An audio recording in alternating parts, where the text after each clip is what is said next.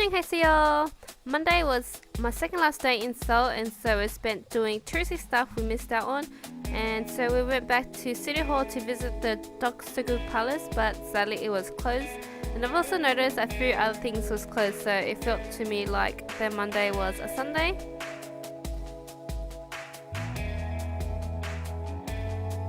So we went to Lotte Duty Free Mall again and shopped around and ended up eating at their food court. They had a variety of foods from tteokbokki to jeon, other fried goodies, as well as kimbap, sushi, and they even sold fried fish. We didn't plan this, but my friends and I all ended up buying Japanese food. So after eating, we decided to go to Myeong-dong and shop there. My friend was going to cab it there, but luckily the taxi driver told us it was across the street. He's so nice, he didn't rip us off and drove us to one of the many other entries to Myeong-dong shops.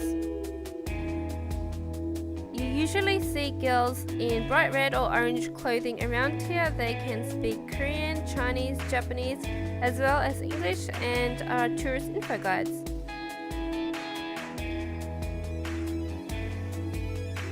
A lot of these cosmetic stores give out free samples when buying stuff, but also when you go into the store. I remember my first day here walking past a shop I've already bought from, and the girl outside kept shoving the free sample in my face, so I thought it was free and took it. But she grabbed the sample back and said in Korean that you have to take a look around in order to get the sample, which was really annoying. But you can also find a lot of workers on the street wearing costumes to advertise their shop.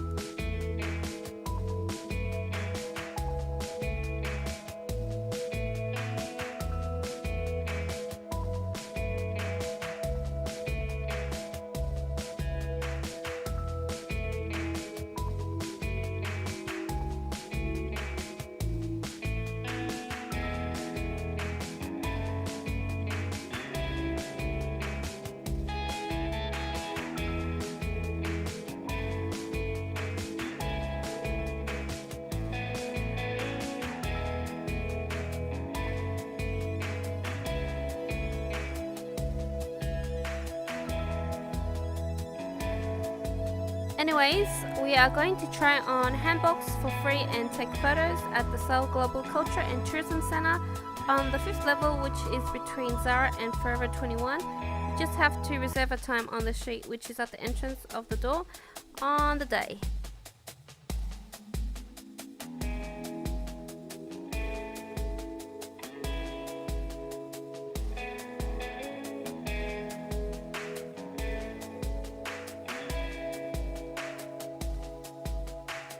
I don't know if it's the hanbok, my hair, or makeup on the day, but I do really look young here.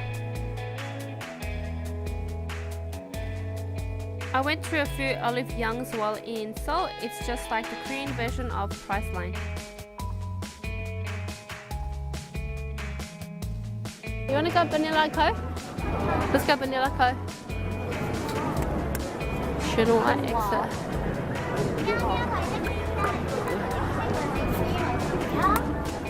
How come you get one? I didn't get one. Thank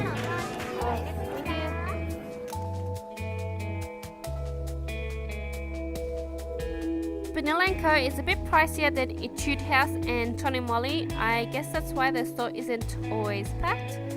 I didn't end up buying any eyeshadow. I noticed that they really liked the shimmery and glittery eyeshadow, which wasn't for me. But the eyebrow kit kind of reminds me of the Sigma's one.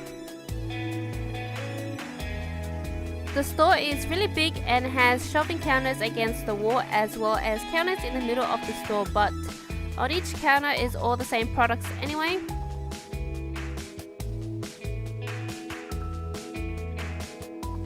They sell a lot of face bases and face primers here.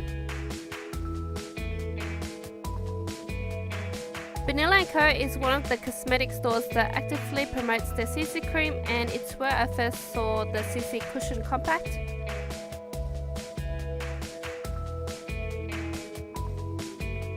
Just like the high-end cosmetic shops, they have testers on the counters as well as a separate makeup table where workers can use the products on your face to show you how to use it and explain in detail. Tony Moly as well as Etude House sells this makeup remover pump applicator. I wish I should have bought one myself.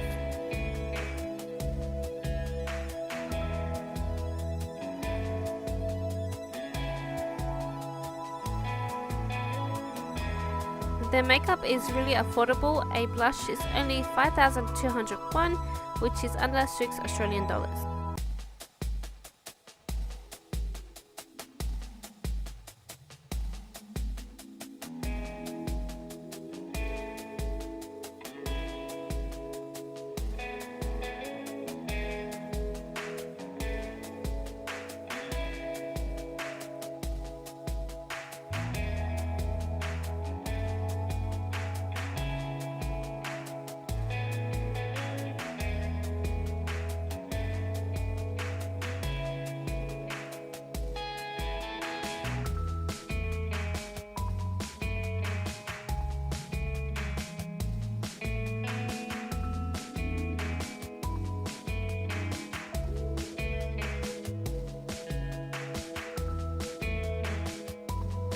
After shopping at Myeong-dong, we went back to our residence to drop off our bags and rest before going out to eat at a restaurant nearby. And we ended up eating at Kongbol, which is usually packed. I think it was under 20,000 won, which is really cheap. And the food is cooked on a hot steel plate and is a big portion enough for 4 people.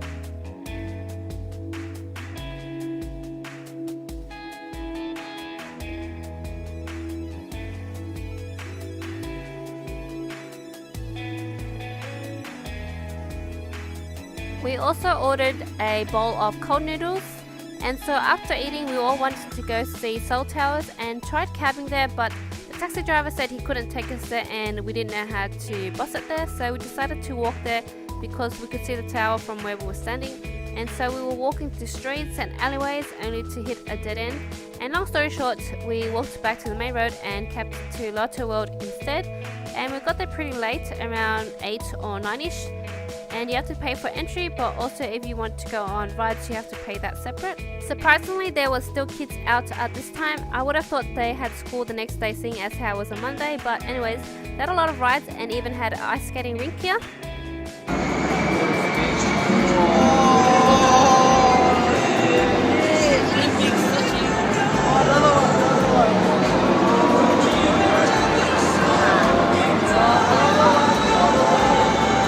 How was your trip now?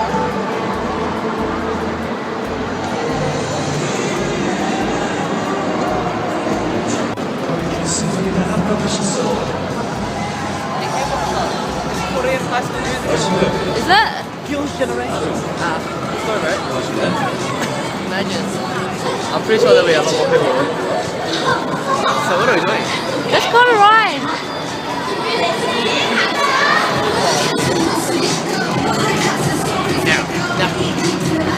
Keep walking.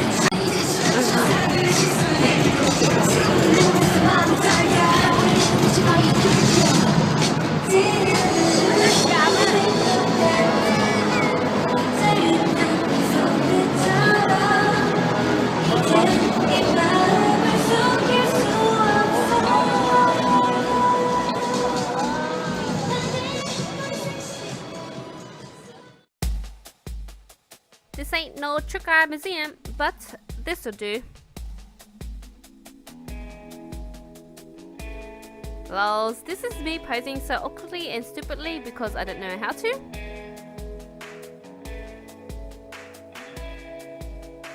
There was also an outdoors area with rides as well, and you have to walk across the bridge to get there. I'm not sure if it was because it was cold or if it was because it was late, but practically everything was closed here.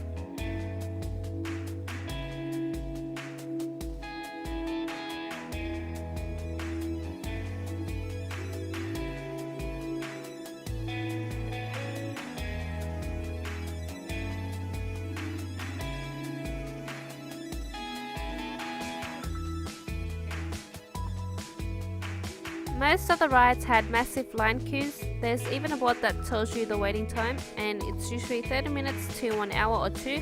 But it's funny how this line is really long when the place closes soon.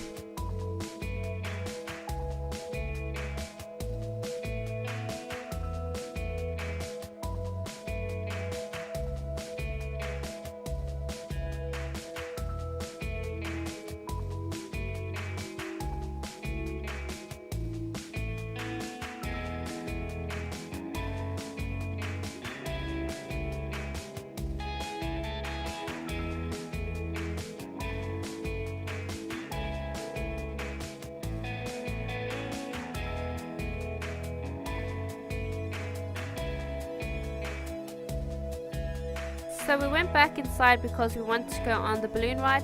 This is practically the only ride we went on and waited ages in line for. My friends and I were the second last group on the ride. It's not like a real hot air balloon. This ride is all electrical wires and wheels.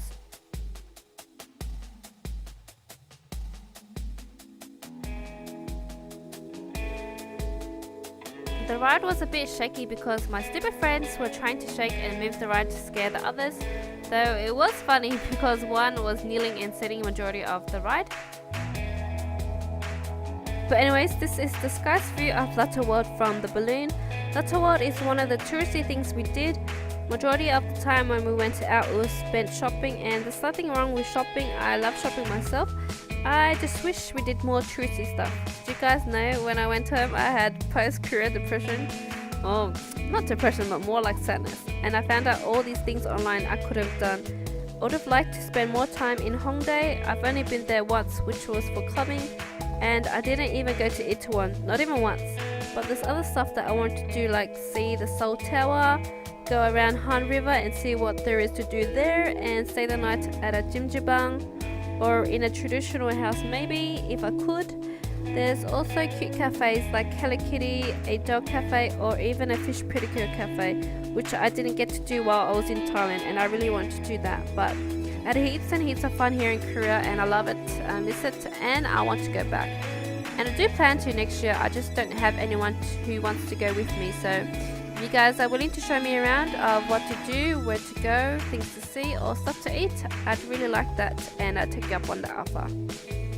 So yeah, anyways, the last day was spent packing our bags and checking out, leaving our bags at reception so that we could have our last meal at a restaurant near our residence before catching the long flight home.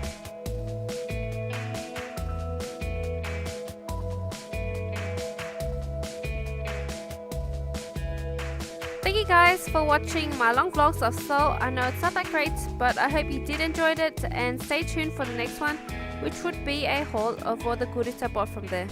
Bye guys!